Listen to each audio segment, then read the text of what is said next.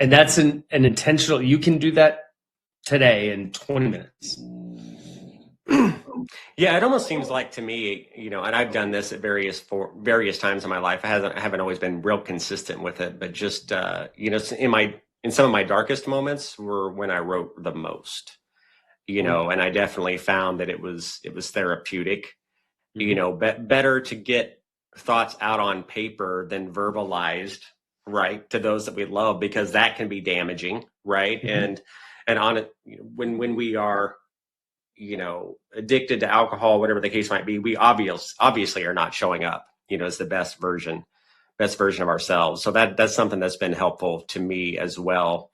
I think at times, it got to a point for me where it became a check the box, mentality, especially like starting off every single day, writing what I'm grateful for. I guess over time, I kind of noticed that I kept being grateful for the same things, Yeah. and and I guess that's okay at the end of the day. I would love to hear your thoughts on that, but for me, I just found that I kept writing the same thing over and over again versus really looking at the big picture, because there's so much more to be grateful for than probably I was even noticing in those moments.